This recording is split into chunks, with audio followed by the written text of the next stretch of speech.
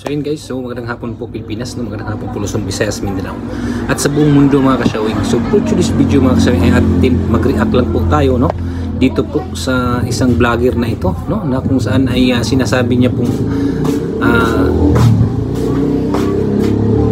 sinabi daw, no, ng mga barangay officials na hindi na raw matuloy yung election sa December dahil nakapag-low na sila, no? At sinasabi niya na yung nakapag-loan na raw ay yun daw yung mga barangay officials na walang ginagawa.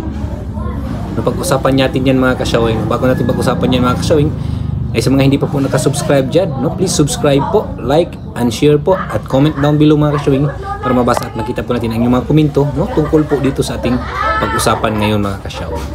And don't forget to subscribe. So yun po mga kasyawing, pag-usapan po natin itong sinasabi niya, no, na ito daw pong nag-loan na po na barangay official ay wala pong ginagawa, no? Paano po niya nasasabi yan? No? Ano pong basihan niya, no, na yung nakapag-loan na mga barangay official ay walang ginagawa? Imposible naman, no? Nakapag-loan, siyempre talagang pag may nagpapaloan na mga sa barangay official, naglo-loan yan, lalo na pag yung pong nangangailangan ng pera.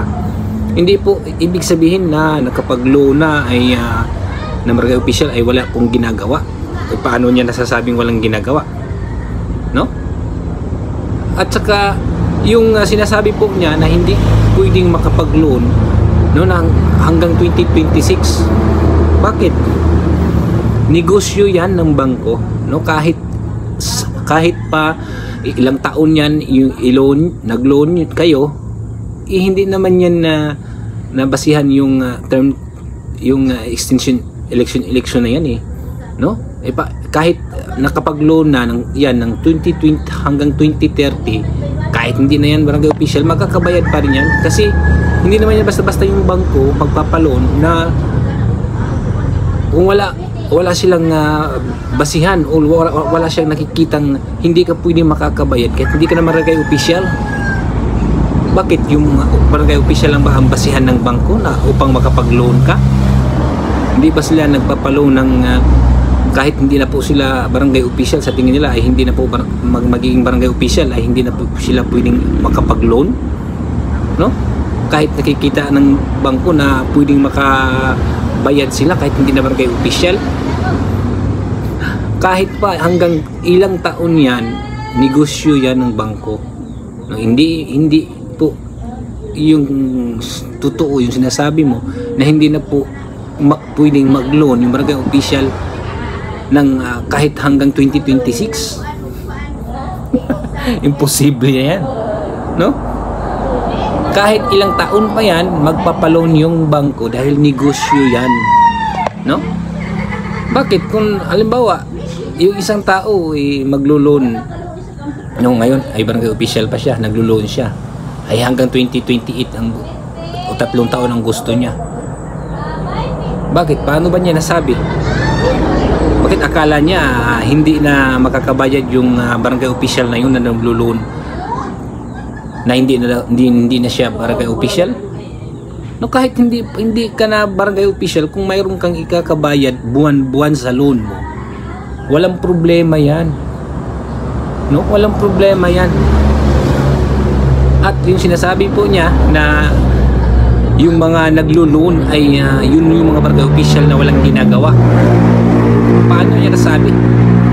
Anong nakikita niyang basihan, no, na walang ginagawa yung barangay official na yun? Siyempre naglo-loan yun kung mayroon silang mga problema na kailangan po na malaking pera, no? Kaya naglo-loan yun. Hindi yun ibig sabihin na naglo-loan ay walang ginagawa yung barangay official na yun. Halimbawa na lang yung mga maraming naglo-loan ngayon. Halimbawa na lang yung teacher. No, maraming teacher ngayon na naglo-loan. Ibig sabihin, naglo-loan sila dahil walang ginagawa? Hindi naman siguro. No, naglo-loan yung mga yan dahil mayroon pong problema o nangangailangan po sila ng malaking pera, yung biglaan. Kaya nakapag-loan sila. Kasi, siyempre pag naglo-loan ka, ay biglaan yung pera na yun, Di ba? Kung mayroon kang kailangan, hindi ibig sabihin na naka-loan yung barangay official, wala nang ginagawa. Paano niya nasabi? Ano ang basihan niya? No? Dahil wala na po talagang mangyayaring eleksyon ngayong December mga kasyoy. Dahil alanganin na po talaga sa oras. Dahil hanggang ngayon ay wala pa pong desisyon yung Supreme Court. Paano sila kung magdesisyon sa September katapusan? Ano na bang gagawin? Makaya pa ba ng kumilik yung mga gagawin nila? At saka natatabunan na po yung issue ng BSKE dyan sa bagong viral ngayon, yung flood control. Kaya hindi na po napapansin ng gusto. Kaya tuloy na po yung 2026 na barangay election action. At wala na pong maganap na election ngayong December. No? Ewan ko kung bakit yan nakapagsabi ng ganon. Siguro inggit yan sa mga barangay officials. Di ba? Sinasabi niyang walang ginagawa o walang nagawa yung mga barangay official na naglo-loan. Malabo atang mangyari yan. No? Inihalal ba yan ng mga taong bayan kung hindi walang ginagawa yung mga yan? Nananalo ba yan kung walang ginagawa yung mga yan? Diba? Ibig sabihin na nananalo yung mga yan, nakikita ng mga tao na mayroong ginagawa at karapat dapat yung mga yan. Paano niya nasasabing walang ginagawa yung mga nakapag-loan? At sinasabi pa niyang gustong-gusto ng mga kapituko, no? Na walang eleksyon sa December. Talaga namang walang desisyon. Wala na pong talagang mangyayaring eleksyon sa December mga kasyawi, no? Kahit pahintayin natin, no, ngayong katapusan, dahil wala na po eleksyon sa December, dahil alanganin na po talaga sa oras at hindi na po makahabol ng kumilik, no? Yun lang po mga kasyawi, no? Nag-react lang po tayo dito sa isang vlogger mga kasyawi na sinasabing wala pong ginagawa yung mga barangay official na nakapag-loan, yung mga naglo-loan daw na barangay official ay walang ginagawa.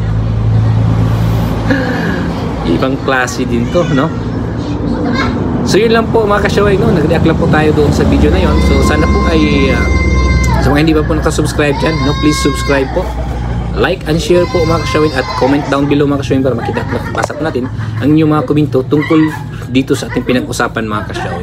And don't forget to subscribe. So yun lang po mga kasyaway, no? Maraming salamat po sa inyong walang sawang suporta po sa ating channel, sa inyong walang sawang panunood po sa ating video mga kasawing. Sana po hindi kayo magsawa at lagi sana kayo nakasubaybay dito sa ating channel mga kasawing. So yun lang po mga kasawing, maraming salamat po. Thank you for watching.